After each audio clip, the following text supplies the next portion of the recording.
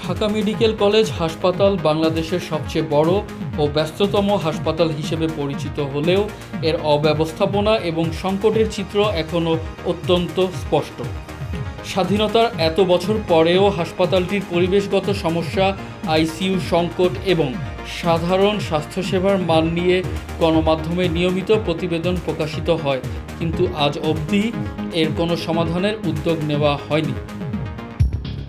Dhaka medical college হাসপাতালে চিকিৎসা পেতে দীর্ঘ সময় অপেক্ষা করতে হয়। জরুরি বিভাগে আসা রোগীদের প্রায়শই সময় মতো চিকিৎসা শুরু হয় না, যা গুরুতর রোগীদের জন্য প্রাণঘাতী হতে পারে। প্রয়োজনীয় ওষুধ এবং চিকিৎসা সামগ্রী প্রায়শই সরবরাহে অনিয়ম দেখা যায়। প্রায় রোগীদের নিজ খরচে ওষুধ কিনতে হয়, যা বিনামূল্যে দেওয়ার কথা। এ অব্যবস্থাপনা রোগীর পরিবারকে বেসরকারি ফার্মেসি থেকে ওষুধ সংগ্রহে বাধ্য করে, যা সরকারের অবহেলার দিকটি স্পষ্ট করে তোলে। হাসপাতালের শয্যার সংখ্যা সীমিত হওয়ায় প্রতিদিনই ওভারফ্লো পরিস্থিতির সম্মুখীন হতে হয়। অনেক রোগী মেঝেতে কিংবা ওয়ার্ডের বাইরে করিডোরে থাকেন। অপর্যাপ্ত শয্যার কারণে রোগীদের পরিবারের সদস্যদেরও ভোগান্তি পোহাতে হয়। বিভিন্ন চিকিৎসার সরঞ্জাম দীর্ঘদিন ধরে মেরামতবিহীন হয়ে পড়ে রয়েছে বা ব্যবহার অনুপযুক্ত হয়ে পড়েছে।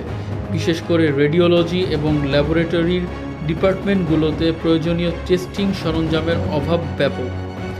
হাসপাতালের মেশিনগুলোর অর্ধেকেরও বেশি অচল অবস্থায় রয়েছে, যার ফলে রোগ নির্ণয়ে দীর্ঘ সময় লাগছে এবং চিকিৎসা প্রক্রিয়ার জটিলতা বৃদ্ধি পাচ্ছে। প্রায়শই রোগী ও তাদের স্বজনরা চিকিৎসকদের অবহেলা ও নার্সদের দুর্ব্যবহারের শিকার হন। চিকিৎসক ও নার্সদের সঠিক আচরণবিধি না মানা এবং রোগীদের প্রতি সহানুভূতিশীল আচরণ না করা নিয়ে দীর্ঘদিন ধরে অভিযোগ রয়েছে। এই ধরনের আচরণ চিকিৎসা ব্যবস্থার মানবিক দিককে প্রশ্নবিদ্ধ করে তোলে। ঢাকা মেডিকেল কলেজ হাসপাতালের প্রশাসনিক ক্ষেত্রে দুর্নীতি ও স্বজনপ্রীতির অভিযোগ নিয়মিতই ওঠে। বিভিন্ন সরঞ্জাম ও ওষুধ কেনাকাটায় দুর্নীতি এবং অব্যবস্থাপনা প্রশাসনিক ব্যর্থতার অন্যতম উদাহরণ।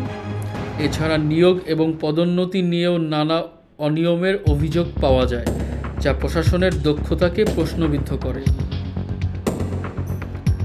ঢাকা মেডিকেলের স্যানিটেশন ব্যবস্থা অত্যন্ত দুর্বল। হাসপাতালের ভেতরের এবং আশেপাশে অপরিচ্ছন্ন পরিবেশ, বিশেষ করে বর্জ্য নিষ্কাশনের ব্যবস্থা অত্যন্ত নাজুক। বিভিন্ন বিভাগের বাথরুমগুলোতে পানি এবং স্বাস্থ্যকর উপাদানের অভাব। এই ধরনের অব্যবস্থাপনা শুধুমাত্র রোগীদের জন্য স্বাস্থ্য ঝুঁকি তৈরি করে তা নয়, বরং সংক্রমণের আশঙ্কাও বাড়িয়ে তোলে। হাসপাতালের চিকিৎসা বর্জ্যগুলো সঠিকভাবে নিষ্কাশনের কোনো কার্যকর ব্যবস্থা নেই। ফলে এসব বর্জ্য হাসপাতালের আশেপাশে ছড়িয়ে পড়ে, যা মারাত্মক ঝুঁকি সৃষ্টি করে। যথাযথ চিকিৎসা বর্জ্য ব্যবস্থাপনার অভাব শুধুমাত্র রোগীদের জন্য নয়, পুরো এলাকা জুড়েই পরিবেশগত সমস্যা সৃষ্টি করেছে। ঢাকা মেডিকেল কলেজ হাসপাতালের ল্যাবরেটরি বিভাগগুলোতে নিয়মিত টেস্টিং সরঞ্জামের সংকট থাকে, যার ফলে রোগীদের প্রয়োজনীয় পরীক্ষা সময় মতো হয় না। অনেক সময় রোগীদের বাইরে থেকে টেস্ট করাতে হয়। হাসপাতালের ভেতর টেস্ট করার জন্যেও উপঢৌকন বা বিশেষ সুবিধার দাবি করা হয় বলে অভিযোগ রয়েছে। হাসপাতালটির দালাল চক্র সক্রিয়ভাবে কাজ করছে। তারা রোগীদের ভুল তথ্য দিয়ে বেসরকারি হাসপাতাল বা ক্লিনিকে নিয়ে যাওয়ার চেষ্টা করে। এই চক্রটির সাথে হাসপাতালের অভ্যন্তরীণ কিছু কর্মকর্তা এবং কর্মচারীদের যোগসাজশ রয়েছে বলে অভিযোগ ওঠে। এটি সাধারণ রোগীদের জন্য একটি বড় সমস্যা হয়ে দাঁড়িয়েছে, যারা সঠিক চিকিৎসা পেতে দালালদের হাতে শিকার হন। আইসিইউ শয্যার সংকটের পাশাপাশি ঢাকা মেডিকেল কলেজ হাসপাতালে আধুনিক চিকিৎসা ও সুবিধা অত্যন্ত সীমিত। নিউরোসার্জারি, হৃদরোগ এবং অন্যান্য জরুরি ক্ষেত্রে উচ্চমানের প্রযুক্তির অভাব ও প্রশিক্ষিত চিকিৎসকের সংকট রোগীর জন্য মারাত্মক হতে পারে। অনেক সময় জরুরি চিকিৎসা সরঞ্জাম না থাকায় রোগীদের জীবন বাঁচানো অসম্ভব হয়ে পড়ে।